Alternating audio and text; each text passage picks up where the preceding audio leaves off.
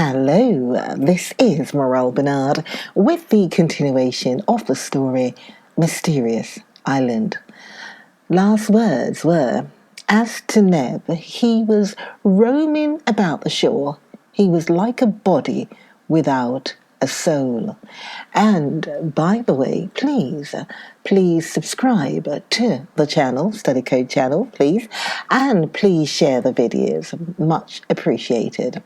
Let me proceed with a story. Pencroft knew 50 ways of cooking eggs, but this time he had no choice and was obliged to content himself with roasting them under the hot cinders. In a few minutes the cooking was done, and the seaman invited the reporter to take his share of the supper. Such was the first repast of the castaways on this unknown coast. The hard eggs were excellent, and as eggs contain everything indispensable to a man's nourishment, these poor people thought themselves well off, and were much strengthened by them. Oh, if only one of them had not been missing at this meal.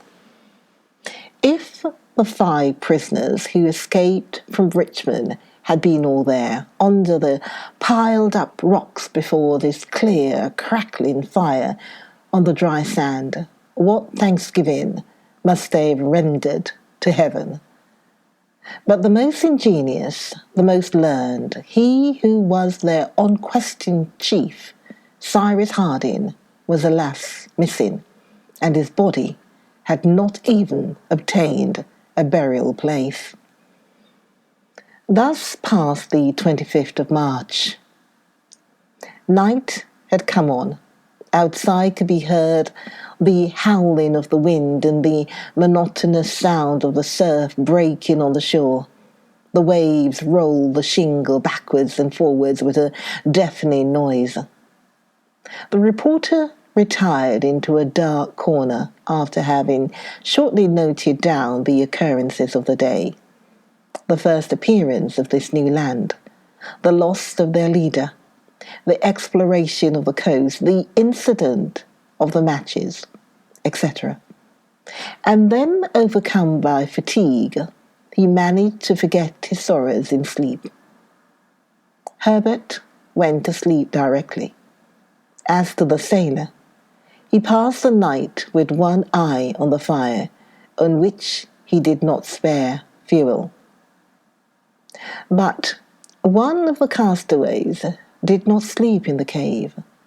The inconsolable, despairing Neb, notwithstanding all that his companions could say to induce him to take some rest. He wandered all night long on the shore, calling on his master. The inventory of the articles possessed by these castaways from the clouds thrown upon a coast which appeared to be uninhabited was soon made out. They had nothing save the clothes which they were wearing at the time of the catastrophe. We must mention, however, a notebook and a watch which Gideon Spilett had kept, doubtless by inadvertence, not a weapon, not a tool, not even a pocket knife. For while in the car, they had thrown out everything to lighten the balloon. The imaginary heroes of Daniel Defoe or of Wyeth, as well as Selkirk and Reynolds, shipwrecked on Juan Fernandez and on the archipelago of the Aucklands, were never in such absolute destitution. Either they had abundant resources from their stranded vessels in grain, cattle, tools, ammunition, or else some things were thrown up on the coast which supply them with all their necessities of life. But here, not an instrument whatever, not a utensil. From nothing they must supply themselves with everything. And yet, If Cyrus Harding had been with them, if the engineer could have brought his practical science, his inventive mind to bear on their situation, perhaps all hope would not have been lost. Alas, they must hope no longer again to see Cyrus Harding. The castaways could expect nothing but from themselves and from that providence which never abandons those whose faith is sincere. But ought they to establish themselves on this part of the coast without trying to know to what continent it belonged, if it was inhabited, or if they were on the shore of a deserted island? It was an important question, and should be solved with the shortest possible delay. From its answer, they would know what measures to take. However, according to Pencroft's advice, it appeared best to wait a few days before commencing an exploration. They must, in fact, prepare some provisions and procure some more strengthening food than eggs and mollusks. The explorer, before undertaking new fatigues, must first of all recruit their strength. The chimneys offered a retreat sufficient for the present. The fire was lighted, and it was easy to preserve some embers.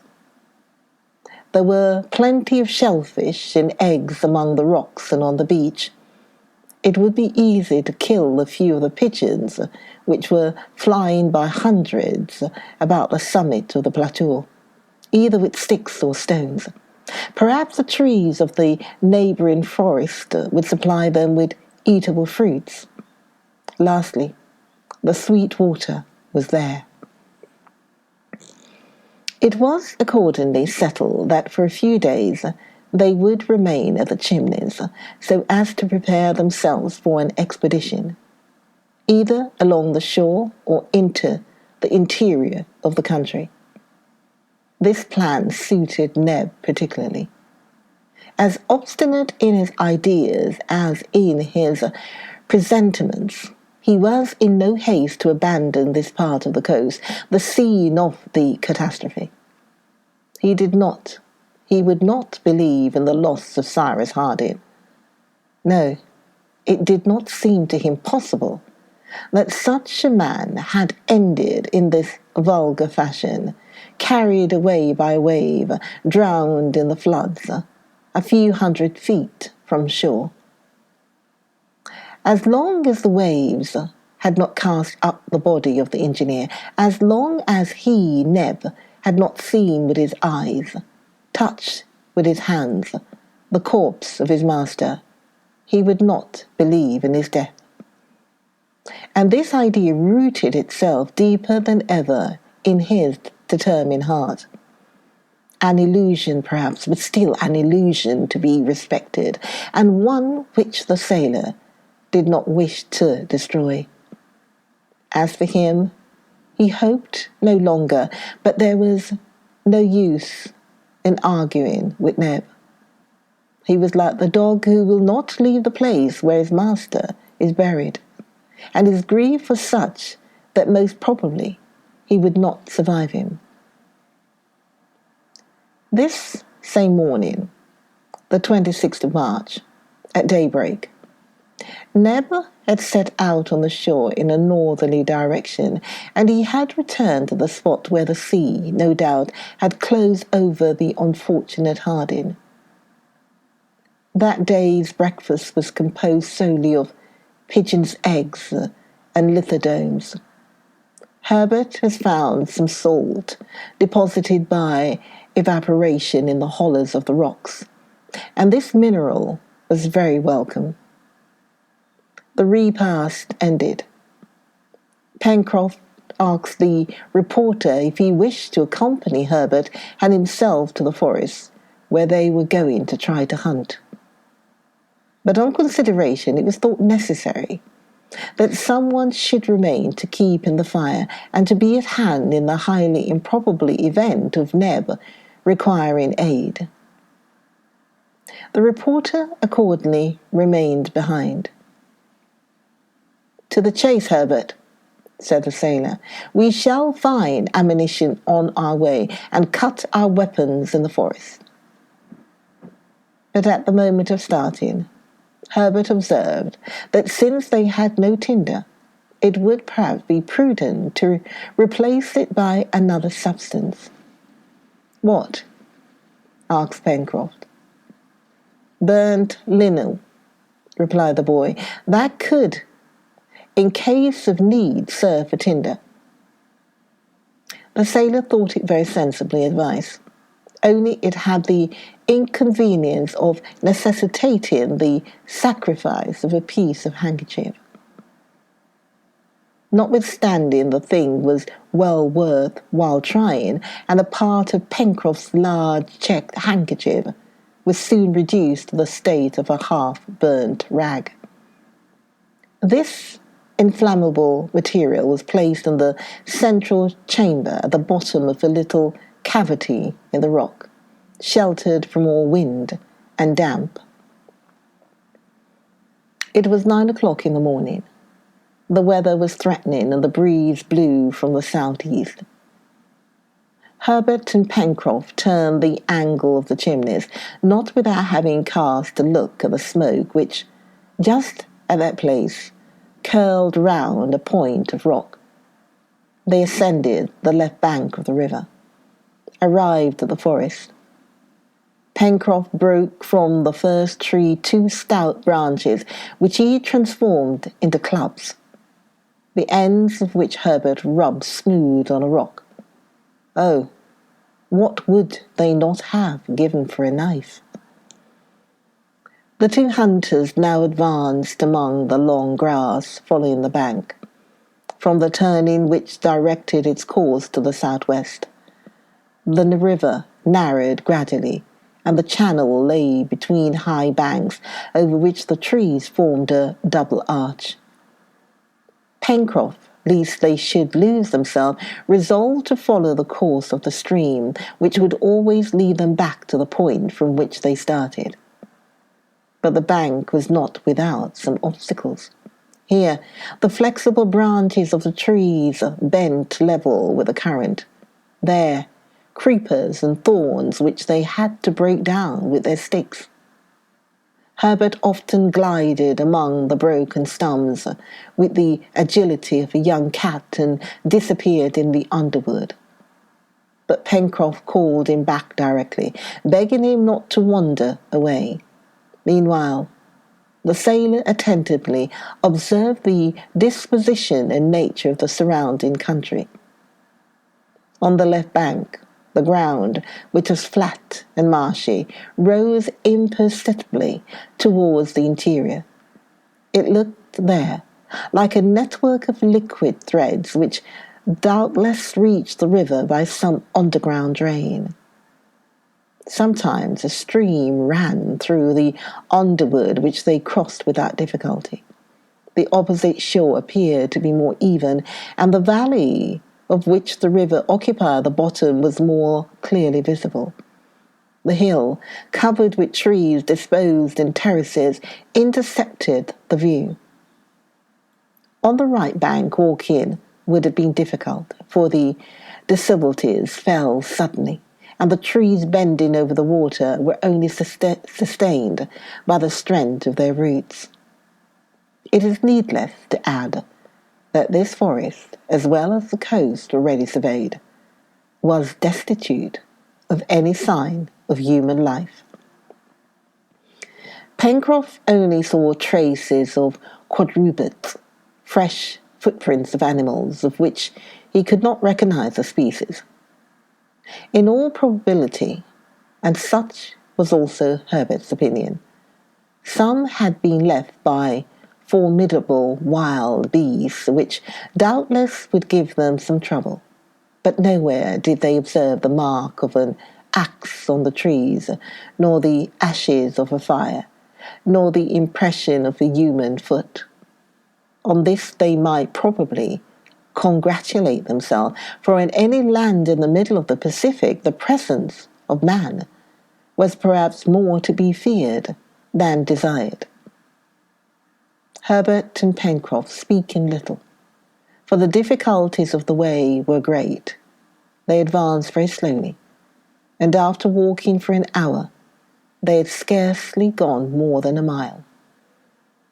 As yet the hunt had not been successful. However, some birds sang and fluttered in the foliage, and appeared very timid, as if man had inspired them with an instinctive fear. Among others, Herbert described in a marshy part of the forest a bird with a long pointed beak, closely resembling the kingfisher, but its plumage was not fine, though of a metallic brilliancy.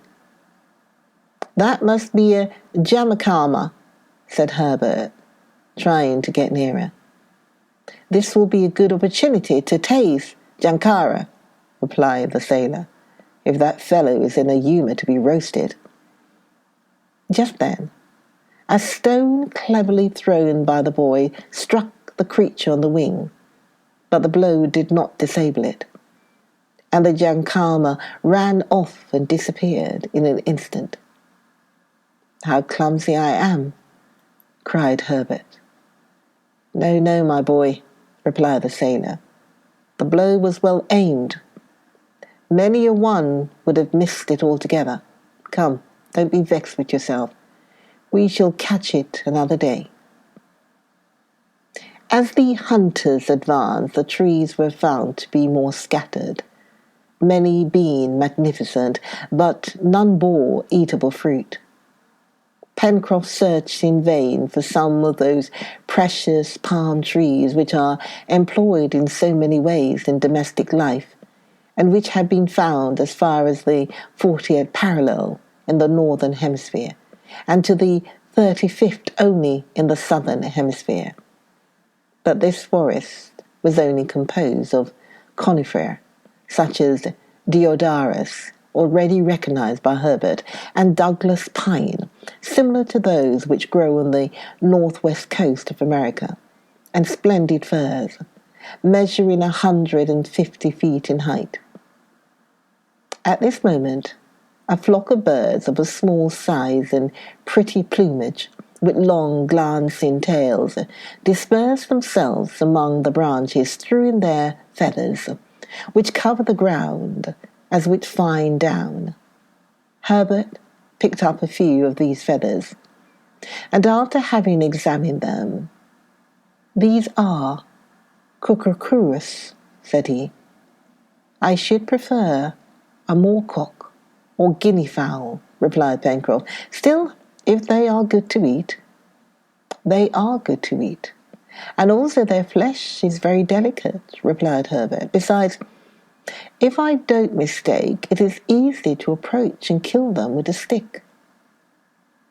The sailor and the lad, creeping among the grass, arrived at the foot of a tree, whose lower branches were covered with little birds. The cucurucus were waiting the passage of insects, which served for their nourishment. Their feathery feet could be seen clasping the slender twigs which supported them. The hunters then rose, and used in their sticks like skates, they mowed down whole rows of these cucurucus, who never thought of flying away, and stupidly allowed themselves to be knocked off. 100 were already heaped on the ground before the others made up their minds to fly. "Well," said Pencroff, "here is game, which is quite within the reach of hunters like us. We've only to put out our hands and take it." The sailor having strung the cucurucus like larks or flexible twigs, they then continued their exploration. The stream here made a bend towards the south, but this detour was probably not prolonged, for the river must have its source in the mountain, and be supplied by the melting of the snow which covered the sides of the central cone. The particular object of their expedition was, as has been said, to procure the greatest possible quantity of game for the inhabitants of the Chimneys. it must be acknowledged that, as yet, this object had not been attained. So the sailor actively pursued his researches, though he exclaimed when some animal which he had not even time to recognize fled into the long grass. If only we had had the dog Top. But Top had disappeared at the same time as his master, and had probably perished with him.